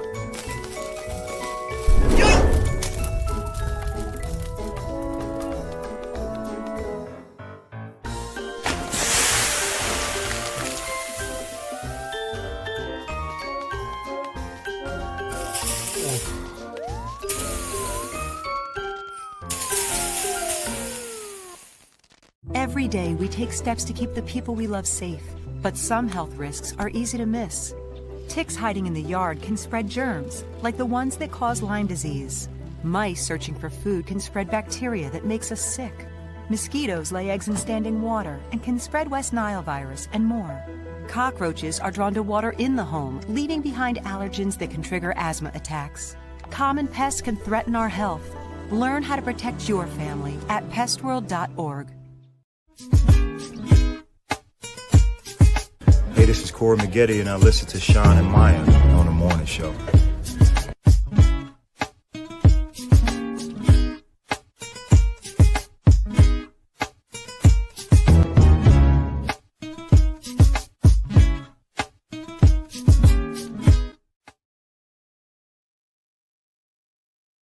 Welcome back to Second City Sports, the Monday Extravaganza edition, our last show for the year 2025, right here on Sports Zone Chicago. I'm Sid, that's LaKeena. You can follow yours truly on the Twitter, X, and the IG at CKID. Once again, it's CKID, that's SIDKID80. That's SIDKID80. You follow McGee on the Twitter, X, and the IG. This is our last break of the show for today and for the year 2025.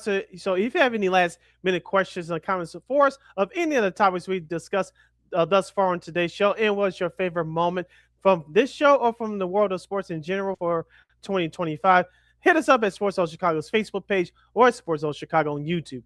Type in those questions and comments in the comment section. LaKeena, we'll get the up on the screen for you. All right, a little college football here, and we'll get to the college football playoff quarterfinal previews here. But first, Sid, of course, over the weekend, Kyle Whittingham, the veteran head coach from Utah, of course, he resigned. Of course, now with all the stuff going on in Michigan, he is now the new head coach of Michigan. What do you think about that hire? For me personally, I thought that was a name that came out of nowhere. We heard names like Dabo Sweeney and some other high-profile names, but the university seemed comfortable with this guy, and hopefully he doesn't come with any more controversy, unlike the last coach. So I think this was a safe hire for the University of Michigan. Hopefully for him to keep his job, he's going to have to lead their program back to his winning ways. Yes, Michigan had a good year, but if you don't beat Ohio State, this is what happens. So congratulations to him. He's going to have a tall task on his hands. You know, we talked about we always talk about welcome to today's era in college sports. You're going to have to work the transfer portal overtime, and you have to keep Michigan at a high level. So it's not just your traditional teams in the Big Ten Conference. You got those West Coast schools involved in there now, so you have to out-compete with those schools as well. The one thing I would say about Coach Whittingham is that he can recruit.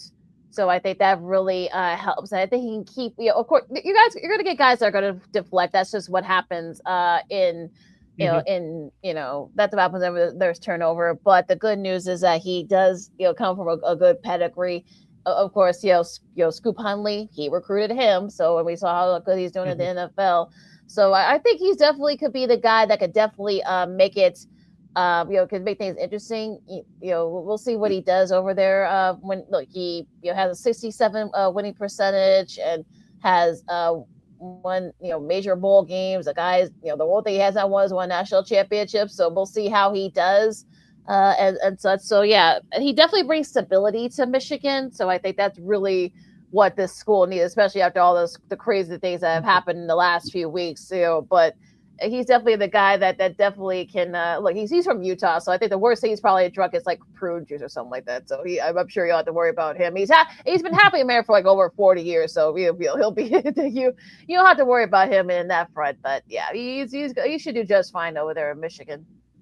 Yeah, keep your name out of the headlines and make sure your headlines are about your team, not about you personally, outside the field, off the field. So, and that's the name of the game for the Michigan Wolverines. And I know you're going to get to this, but congratulations to Northwestern for winning that bowl game last Friday over Central Michigan in Detroit. In that bowl game, Preston Stone did a hell of a job for the Wildcats. As I told you, LaKeena, Northwestern had a shot to get to a bowl game this year. They got to a bowl game and actually won it. So very good year for the Wildcats. Yeah, this is like the sixth straight bowl win for them. So a nice showing and for Coach Braun and the rest of that group. So a tough showing for girl Casey Stenhouse's fiance. But again, that was going to be tough against that Northwestern defense. They definitely did what they needed to do in the up there in Detroit. Now Minnesota, Drake Lindsay, they needed overtime, but they did beat New Mexico at the Rape Bowl. It's actually their 9th straight bowl win. So your guy PJ Fleck, been able to end on a high note. So hopefully something. And the great thing about it is that all those guys are Lindsay's a freshman, so he can only get better from here. And also too, and this is a question that Minnesota has faced over the last few years, and they're going to face it again going to 2026. Can you take that next step in becoming that consistent team in the Big Ten that people fear, like your Ohio States and Oregon? So to that extent, are the Minnesota going to go to first there? No, but instead of becoming a 5-6 win team, can become that 8-9, perhaps 10 win team. We shall see. Well, definitely going to be interesting to see what happens with Minnesota. They got an intriguing look. Like I said, they got a good recruiting class coming in. We talked to our buddy Alex Alsmith from KSTP TV up there in the Twin Cities. We'll see what PJ Fleck does in the transfer portal. So we'll see what happens there. Now, some of the games are gonna, also of course BYU beat Georgia Tech in the Pop-Tarts Bowl. No, that is actually a real bowl. Folks, Virginia beat Mizzou. They hung on in the Gator Bowl. That was an entertaining matchup. Houston, they hung on, but they beat LSU. North Texas, they held on to beat San Diego State in the New Mexico Bowl. Penn State beat Clemson. Not a good way to end the year for Dabo Swinney and Clemson. Army with a nice win over UConn in the Fenway Bowl at Fenway Park, and Fresno State beat Miami of Ohio in the Snoop Dogg Arizona Bowl. You saw how the players were celebrating with Snoop Dogg after that game. I know that was a big thrill for the Bulldogs. So that was actually a fun show in there. And also I saw the coach. The coach was getting down as well with Snoop Dogg. That was actually pretty funny. I know he. So yeah, I know Matt said he's a. Did you see Snoop took the opening kickoff of the game as well? Yes. So with your name on the bowl, who would have thought that 35 years ago? But he took his own kickoff, the opening kickoff. So I thought it was a very 5-second entertainment moment. Yeah, what's your entertaining moment? Yeah, well, it's your bowl game. You pretty much do what you want. So yeah, of course you gotta take the kickoff and such. So yeah, so that was a nice moment, I'm sure, for the folks guys over there at Fresno State. You got the Birmingham Bowl going on right now. Georgia Southern and App State. This is tomorrow's games. You got Illinois in the Motor City Bowl over there in Nashville. They face Tennessee. It's gonna be a lot of orange over there, so that should be a fun one. On ESPN tomorrow, and also USC and TCU in the Alamo Bowl out there in San Antonio. That's going to be at 8:00 on ESPN. That should be a fun one. Oh, I can't wait for that one. Iowa and Vandy in the ReliaQuest Bowl out in Tempe. That's going to be 11 a.m. on Wednesday, New Year's Eve. Arizona State and Duke on CBS in the Sun Bowl. That should be a good one. Michigan and Texas. Speaking of Michigan, I know Kyle was going to be down there in Orlando for the Citrus Bowl. That should be a good one at 2:00 on ABC. Nebraska and Utah on ESPN. That's the Vegas Bowl. And the first of the quarterfinals down there in the Cotton Bowl in Arlington. That's going to be over there at AT&T Stadium in Jerry's World. You got Miami and Ohio State rematch of the 03 Fiesta Bowl that folks are still pissed off about in Miami, which I can't say I blame them. with that one. But where you see this game, this should be very interesting to say the least. This is going to be a contrast in styles. The Miami Hurricanes defense, a top 5 defense in the country. You saw what they did last week against, against Texas Tech, shutting them out in the end zone, only holding them to 3 points. Ohio State, Julian's saying I believe he needs to have an outstanding performance. Let's not forget their star wide receiver, Mr. Jeremiah Smith, who's had a great year with 11 touchdown receptions. But Mark Fletcher, I think this game is going to be on his back as well, offensively going back to Miami. He had a good performance last week at Texas A&M, I should say.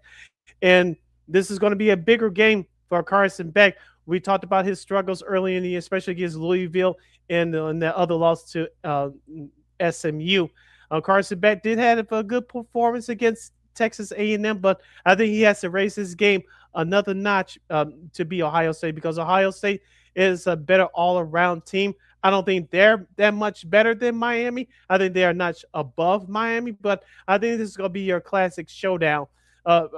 Classic showdown of a football game. I know the Buckeyes are favored by 9.5, but I think if Miami's defense is going to bring it, but as I mentioned with Fletcher, as I mentioned with Carson Beck, if both those guys can raise their game to another level offensively for the Hurricanes, this game is going to be much closer than what people expect. I think this is definitely going to be the better, well, probably one of the better defenses that Shane and that Ohio State offense is going to be facing all year. And like you said, I think Fletcher Jr. is really going to be a big factor for Miami. So I think for me, it's really going to be can Miami shut down that defense, and Fletcher Jr. is really going to have to try to barrel that ball through that D line of Ohio State. So that's really going to be the thing here. But it should be a good one. Like I said, I think this is going to be one of those games that could surprise some folks. So I'm wondering, look, if Miami pulls off the upset, remember, they're going to be on a neutral field, so it's not like they're going to be at the Horseshoe. I know Ohio State is favored by 9.5, which I think that's a very high number. I guess nobody's really have faith in Miami. So if you're Mario Cristobal, you'll use that as motivation. But it should be a good one down there in Jerry's world. And let's not forget about we talked about Fletcher Jr. for the Hurricanes. Let's not forget about Bo Jackson. No, not our Bo Jackson for the White Sox, but the Bo Jackson for the Ohio State Buckeyes. Over 1,000 yards rushing for the year and 5 rushing touchdowns. Let's see if you can have a surprising performance for that Buckeyes, obviously, to help out Julian Saint. Yep. It should be a fun one. Now, for New Year's Day, the rest of the college football playoff matchups here for this Thursday, Oregon and Texas Tech. Oregon's actually favored by 2.5. This will be in the Orange Bowl down there in the old Hard Rock Stadium where the Dolphins play. And I think this is going to be interesting because I know some people have not watched a lot of Texas Tech football this year, but let me tell you guys, they can sling it. But also it's really their defense, and I want to see how Jay Rodriguez and that defense and his mustache. He's a very interesting mustache, but he's a great linebacker. Definitely will be a top 10 pick, no doubt. But I want to see how him and that defense do against that Oregon offense with Dante Moore and Winnington and the rest of that group. But it should be a very interesting. We'll see which team can impose their will very early on in the game. That's going to be the key here, I feel like. I'm looking at Cameron Dickey for the Red Raiders. 14 rushing touchdowns on the year, close to 1,100 rushing yards. And also to Caleb Douglas, their star wide receiver, 7 receiving touchdowns on the year. I think those two are going they need to have big games if they're going to pull off the upset. But like you said, I think it's going to be up to the Red Raiders defense to create a couple of turnovers. If they could do that, I think they could pull off the upset. For Oregon, you mentioned about Dante Moore. He cannot turn the ball over. I know they got away from him at the end of the game last week against James Madison, but they were already up big. You cannot fool around against a better team in Texas Tech. As you mentioned, they can put up points just like that. So I think we're going to have another entertaining, high-scoring game as well. The over-under total for this one is 51.5. I may be tempted to take that, but I'm not sure. That's why I'm not a betting man. But I know Oregon's a small favorite here, but I think Texas Tech can pull off the upset here. So I think it's going to be an underrated but another classic game. Should be a good one. Now, the second game of that triple header on ESPN over at the Rose Bowl, Alabama and Indiana. Indiana is favored by 7, and this is definitely not. Well, the good news is that Omar Cooper Jr., of course, who made that great catch, at that at the end of that Penn State game that helped Indiana, and of course, even said helped Mendoza clinch that Heisman with that catch. He actually got hurt right after that next game, and the good news is he actually is a full participant, so he could be back for this game. Out there in the Rose Bowl out in Pasadena. Gonna be weird seeing Alabama and Indiana playing that one, but yeah, I mean the Alabama squad, I kind of feel like their defense has been okay. They slowed down John Mateer and that Oklahoma offense, but Mendoza's been playing very well, and I feel like this could be one of those games where I think Indiana is definitely going to want to impose their rule early, and they're probably going to put the Alabama away quick. Yeah, you kind of took some of the words right out of my mouth. Alabama secondary is in trouble. I know you mentioned they neutralized Oklahoma in that second half, but Indiana is a different beast, as you mentioned, with Mr. Omar Cooper returning to the lineup. He has 11 receiving touchdowns on the year. That's definitely going to help out Fernando Mendoza a lot. And let's not forget about the Hoosiers running attack with Roman Himby, 918 rushing yards on the year, 6 rushing touchdowns. I think if he could they can get him going, take some of that pressure off of Mendoza early, I think that's going to ease up things for the Indiana Hoosiers. Now, on the flip side for Alabama, Ty Simpson is going to have the performance of his life. I know he has 28 touchdowns to 5 interceptions on the year, but I think that Indiana defense will have something in store for him, and they can blitz him early, treat him like a rookie quarterback. I think it's going to be a long day for the Alabama offense. Like you said, they can run it a little bit, but I think Alabama is not ready for what Indiana is going to have in store for them defensively. Okay, very interesting to see. I think, and people forget that Indiana defense is probably one of the better defenses that you probably even never, I don't want to say never heard of, but they're definitely one of those defenses led by Relaja Hardy, who's only a sophomore, by the way. He was all Big Ten all defense, so definitely leading the way for Indiana there. Now, of course, the third game of that triple header, old rivals, face each other. Now, they did face each other over a month ago. Georgia got the better of Ole Miss. We talked about that just a little under a month ago. So this will be in the All-State Sugar Bowl down there in New Orleans. So these two teams, they're very familiar with each other, and with all the weirdness going on out there in Ole Miss, I think Kirby Smart's going to use his motivation to get his guys ready. And I know they're favored by 6.5, I believe. I think, like I said, Georgia, but it could be one of those things where they may take control of this game and may control it and might not give it back. The question I have, and now this will be sort of off the field. Even though it's in New Orleans, who has the home field advantage, Ole Miss or Georgia? I know Georgia fans travel very, very well. I know Ole Miss is right next door. So who's going to have more fans? I think that's going to be a small factor. But as far as on the field, I'm looking forward to this quarterback matchup between Trinidad Chambliss and Gunnar Stockton. I know Gunnar Stockton is having a nice year for Georgia, but Trinidad Chambliss went toe-to-toe against Stockton. We talked about over a month ago, and Ole Miss they were this close to pulling off the upset down there in Athens. But I think Trinidad Chambliss is going to have a very good game. Let's not forget about their star running back, Kawan Lacey for Ole Miss. 21 rushing touchdowns on the year. He's definitely going to be key if Ole Miss is going to pull off the upset. In that Ole Miss running Rebels defense, they're gonna have to pull out a couple of turnovers. It's a must for them because they didn't do that the last time that they played. That's why Georgia ended up winning that game in an offensive shootout. That running Rebels defense gonna have to step up big time. On the flip side, back to Georgia's offense, Zachariah Branch has 5 receiving touchdowns on the year, off of 73 catches. Look for him to have a big performance as well to help out Gunnar Stockton in that passing attack for the Bulldogs. CJ Allen, the defensive end for Georgia, he kind of led the way for them in that first meeting. So it should be interesting to see what happens down there. Like I said, I'm sure it's going to be completely neutral. I'm sure it's probably going to be split down the middle. The distance is pretty much equal. So we'll see what happens in all four of these games. I'm sure we won't see any blowouts for the most part. So we'll see what happens there. Now, of course, to finish off the college football, you got the Armed Forces Bowl out there in Fort Worth, Texas. Rice and Texas State, two Texas teams. Navy and Cincy. I know they play each other in the American Conference. Well, they're in the American, but since they, of course, in the Big 12 now.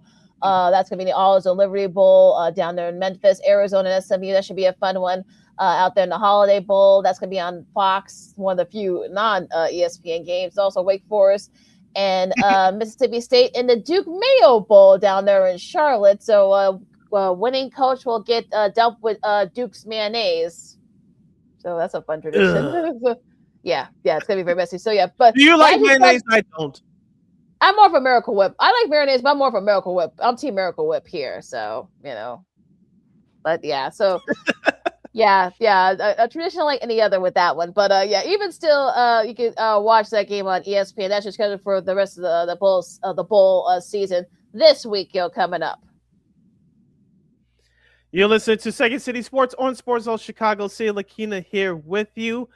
Before we close out, we'll do a little audible here. Before we close out the last show of 2025 with a year in review in sports, we usually do this every Monday to close out the program, but we'll move it up just a little bit here today. Of course, we usually do it with Old School TV Monday. The Chicago Bears are celebrating the 40th anniversary of the '85 World Championship. We're doing it here on this show, not every week, but at various points throughout the season.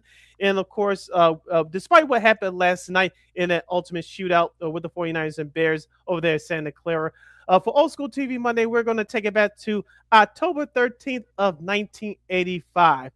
Dick Stockton, the legendary Dick Stockton, was on the call for CBS. It was their game of the week. As the undefeated Bears, they headed out to Old Candlestick Park to take on Joe Montana, Ronnie Lott, and a stellar rookie named Jerry Rice, a future Hall of Famer who was on that team, and Roger Craig as well. The Bears battled the 49ers at Candlestick Park. The Bears came out on top 26-10. The 49ers offense had a comedy of errors. The Bears sacked Joe Montana 5 times, caused multiple fumbles. And let's not forget, LaKeena, this was the first game since the 1984 NFC title game where the 49ers shut out the Bears 23-0. Of course, that old story goes that the 49ers players told the Bears players following that 84 playoff loss, next time bring your offense. Well, the Bears brought that offense, they brought that defense, and they brought the rookie defensive tackle that was in running back named William the Refrigerator Perry. For those of you that don't know that story, the late, great Bill Walsh put offensive lineman Guy McIntyre in the backfield to block toward the end of that game. And, of course, Mike Digger denied it in a long time until a few years ago that he saw that as a revenge. So he put William the Refrigerator Perry at running back at the end of the game, to run out the clock. And so the Bears got sweet revenge that day, beating the 49ers by 16, 26-10 on their way to that 15-1 regular season. Of course, it culminated in the Super Bowl a couple months later in New Orleans. Yeah, that was a real kind of led that part of the of that game. That came up that next year. But yeah, I mean that kind of started that one. Of course, 26-10.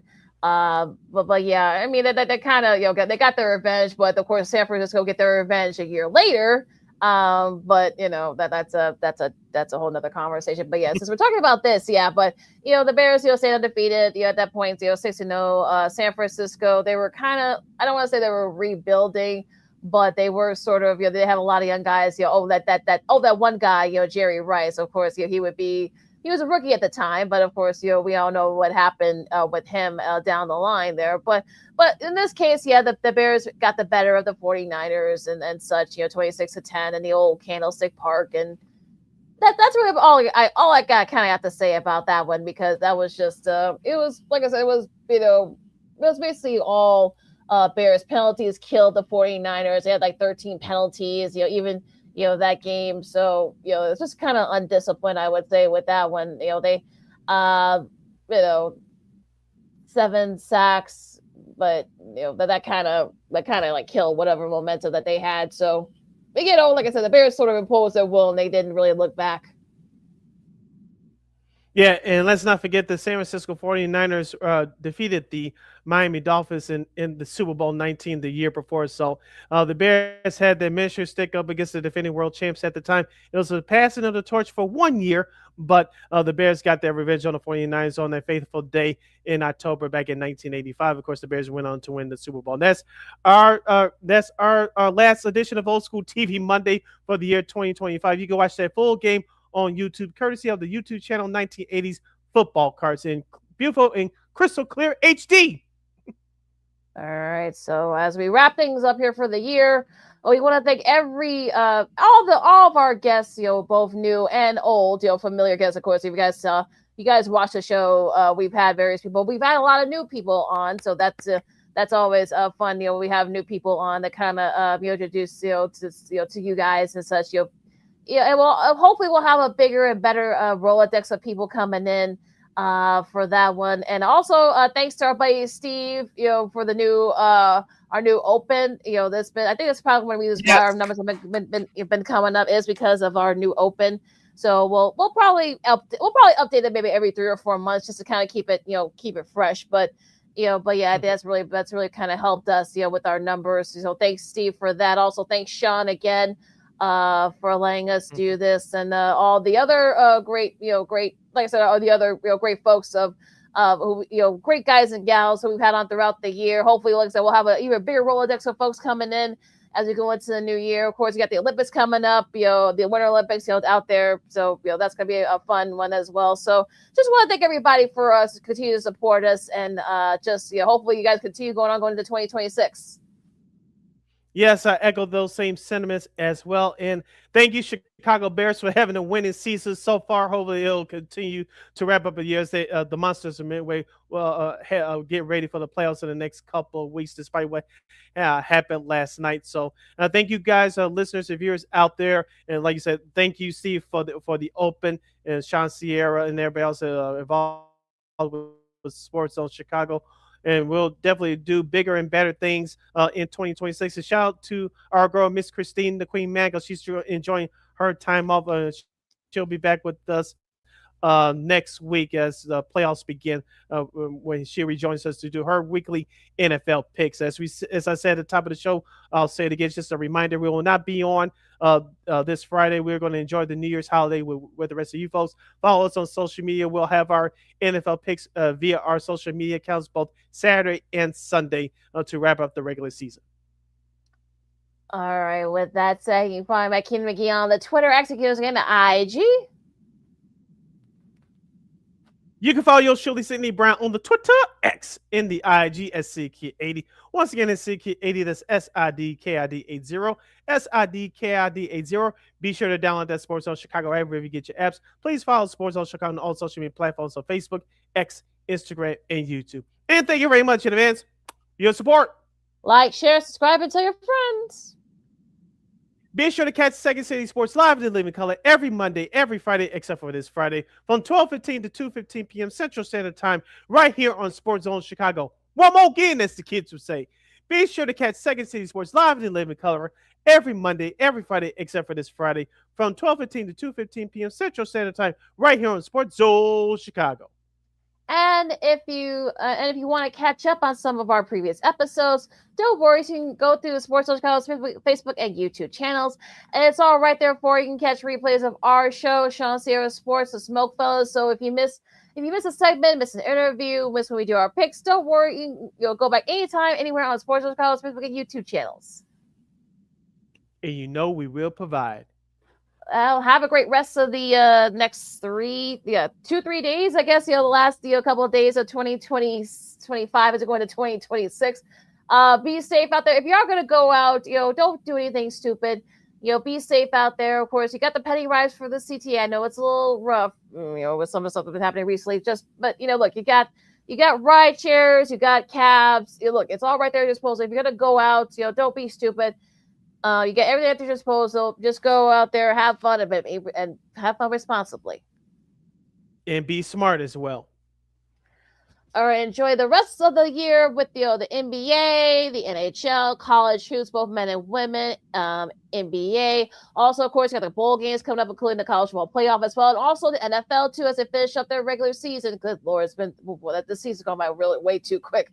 So, for Sid, I'm LaKeena with Texas Sports on Sports Zone Chicago, and we'll see you guys next year. Next Monday, next year. The Bears. Holla!